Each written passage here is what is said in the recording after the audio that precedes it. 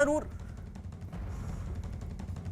मुख्यमंत्री अरविंद केजरीवाल जी के खिलाफ उन आरोपों को सिरे से खारिज कर दिया जिनमें उनके ऊपर यह आरोप लगाया गया था कि तथाकथित सीएस असॉल्ट केस में उन्होंने साजिश रची थी।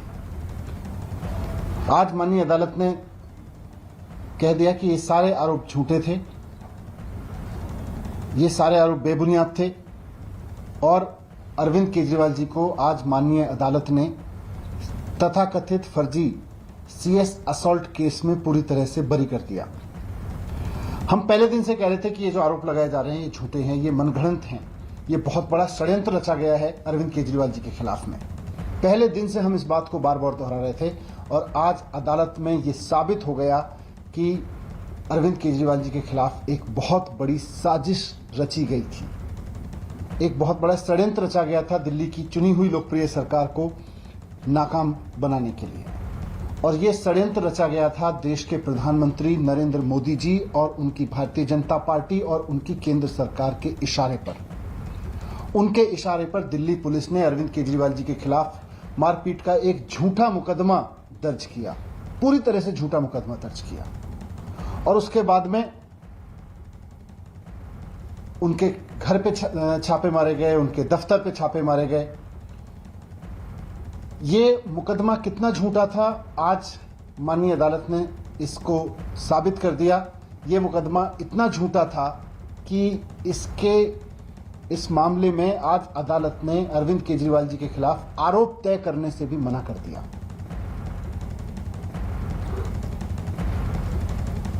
जैसा मैं कह रहा हूं कि ये एक बहुत सोची समझी साजिश के तहत एक बहुत बड़ा षड्यंत्र रचा गया अरविंद केजरीवाल जी को फंसाने के लिए, उनकी चुनी हुई सरकार को कमजोर करने के लिए।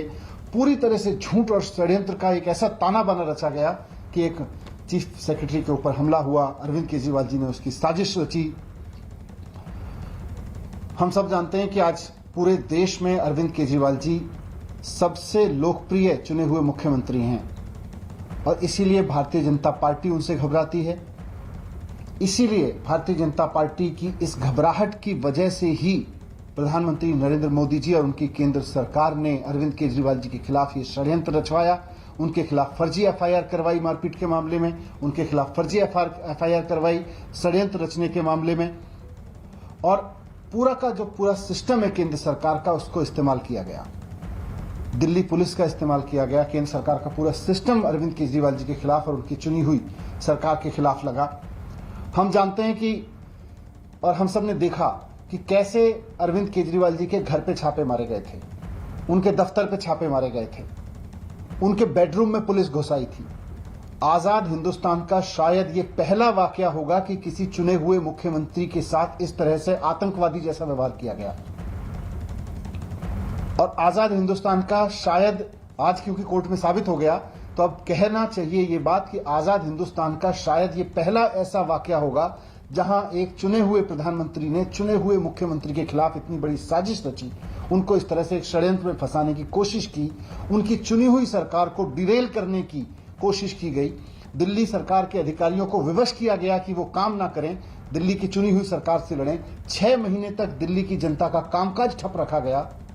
इतनी बड़ी साजिश के तहत पूरे तंत्र को इस्तेमाल करके पुलिस से एक फर्जी एफआईआर करा के ये सब किया गया। इसलिए आज मैंने कहा कि ये सत्यमेव जयते का दिन है, ये न्याय की जीत का दिन है। आज सच सच होता है, सच सामने आया। आज अदालत ने सारे आरोपों से बरी कर दिया इस मामले में अरविंद केजरीवाल जी को। मैं यहां आज ये भी कहना चाहूंगा न्यायपालिका के प्रति आभार और सम्मान प्रकट करते हुए कि इस फैसले से, आज के इस फैसले से लोगों का न्यायपालिका में विश्वास और बढ़ गया है। आज जिस तरह से न्यायपालिका ने कहा कि ये सारे आरोप झूठे थे, इस फैसले के बाद अब प्रधानमंत्री नरेंद्र मोदी जी को, उनकी भारतीय जनता पार्टी को, मुख्यमंत्री अरविंद केजरीवाल जी से और उनको चुनने वाली दिल्ली की जनता से आज माफी मांगनी चाहिए। उनको ये सोचना चाहिए नरेंद्र मोदी जी को, प्रधानमंत्री जी को, कि क्यों वो 24 घंटे विपक्षी पार्टियों की जासूसी कराने में लगे रहते हैं, उनके खिलाफ मुकदमे कराने में लगे रहते हैं, उनकी सरकारों को गिराने में लगे रहते हैं। आपको दिल्ली की देश की जनता ने मैंडेट दिया है, आप देश के लिए काम करके दिखाइए ना। आप अपनी सरकार चलाइए, जो विपक्ष की चुनी हुई सरकारें उनको चलने दीजिए। जनता ने दोनों को चुना है। आप क्यों इस तरह से षड्यंत्र करते हैं चुनी हुई सरकारों के खिलाफ में? और आपके क्योंकि आप उसमें बिजी रहते हैं, आप षड्यंत्रों में बिजी रहते हैं, आप विपक्ष की जासूसी कराने में बिजी रहते हैं, आप पूरे के पूरे तंत्र को, विपक्ष की सरकारों को गिराने में, उनके खिलाफ झूठे मुकदमे में फंसाए जाने में लगाए रखते हैं। और उसकी वजह से आज तंत्र इतना बुरी तरह से फेल हो गया कि कोरोना में आपने देखा कि देश का कितना बुरा हाल हो गया। मैं अंत में न्यायपालिका के प्रति पूरा सम्मान प्रकट करते हुए, आभार प्रकट करते हुए और उन तमाम वकीलों का आभार प्रकट करते हुए जिन्होंने इस मामले के सभी तथ्यों को और सच को अदालत के सामने रखा। तो मनीष सिसोदिया को आप सुन रहे थे, उन्होंने कहा ये न्याय की जीत का दिन है, न्यायपालिका में उनका विश्वास और बढ़ा है। ये बातें भी उन्होंने कही। अब से थोड़ी देर पहले अरविंद केजरीवाल ने भी एक ट्वीट किया था और ट्वीट करके उन्होंने लिखा था सत्यमेव जयते। विक्रांत हमारे साथ, हमारे सहयोगी इस वक्त जुड़ चुके हैं। विक्रांत, यानी अब अरविंद केजरीवाल और मनीष सिसोदिया के लिए राहत की खबर है, क्योंकि जो आरोप उन पर लगे थे उनसे वो मुक्त हो गए। देखिए, किसी भी राज्य के मुख्यमंत्री और उप मुख्यमंत्री पर अगर कोई आपराधिक मामला चलता है और वो आपराधिक मामला भी कोई सामान्य मामला नहीं बल्कि अपने ही मुख्य सचिव की पिटाई का मामला, ये अंशु प्रकाश जो थे वो आईएएस अधिकारी हैं और उस समय दिल्ली सरकार के मुख्य सचिव थे। तो मुख्य अरविंद केजरीवाल के घर का ये वाकया बताया गया था कथित तौर पर, और ये आरोप लगा था कि मुख्यमंत्री और वहां पर करीब 11 विधायक उनके साथ मौजूद थे, जिसमें मनीष सिसोदिया भी मौजूद थे।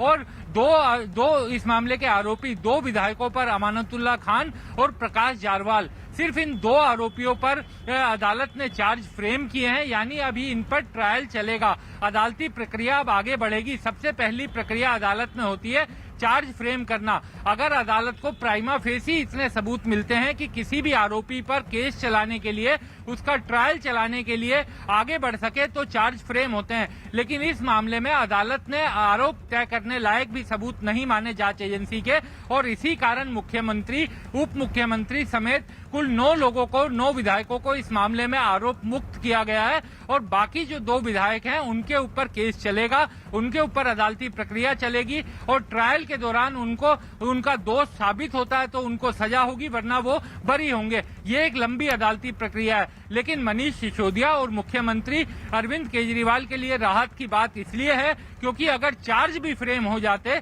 तो किसी भी राज्य के मुख्यमंत्री और उप मुख्यमंत्री के लिए ये बड़ी चिंता की बात है कि उनके खिलाफ किसी आपराधिक मामले में चार्ज फ्रेम अदालत ने किए हैं। यानी प्राइमा फेसी कोर्ट ने उनके ऊपर माना है कि जो आरोप लगाए गए हैं उसके केस चलाने के लिए पर्याप्त सबूत है। लेकिन इस मामले में निश्चित तौर पर उनके लिए एक बड़ी राहत का फैसला आया है सामने, जब कोर्ट ने इस मामले में उन्हें डिस्चार्ज कर दिया है, यानी आरोप मुक्त कर दिया है और जांच एजेंसी के सबूतों को इतना भी नहीं माना कि उन पर आरोप तय किए जा सके।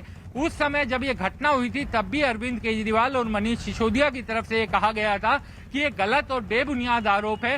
हालांकि उनका नाम बतौर आरोपी लिखा गया, उनके खिलाफ चार्जशीट भी दाखिल हुई और उस चार्जशीट पर विशेष दिल्ली की जो बिल्कुल, तो फिलहाल देखिए एक बड़ी राहत यहाँ अरविंद केजरीवाल और मनीष सिसोदिया के लिए जरूर है। और यहाँ 2 विधायक जो हैं आम आदमी पार्टी के, उनकी मुश्किलें जरूर बढ़ेंगी क्योंकि उन पर आरोप तय हुए हैं। अब आगे की प्रक्रिया जो कोर्ट की होती है वो आगे अब चलेगी। लेकिन अब से थोड़ी देर पहले मनीष सिसोदिया ने एक प्रेस कॉन्फ्रेंस की और उस प्रेस कॉन्फ्रेंस में सीधा निशाना उन्होंने केंद्र सरकार यानी बीजेपी पर साध दिया और ये कहा कि इस तरीके के षड्यंत्र रचने में वो माहिर हैं और इस तरीके का षड्यंत्र वो रचते भी रहते हैं। अमित सिंह हमारे साथ इस वक्त जुड़े हुए हैं। अमित, ये 2 लोग जो आम आदमी पार्टी के विधायक हैं जिन पर आरोप तय हुए हैं, इन पर क्या आरोप लगे, किस तरीके के आरोप हैं जो आज कोर्ट ने सही चार्जशीट के लिए कोर्ट रेडी हो गया?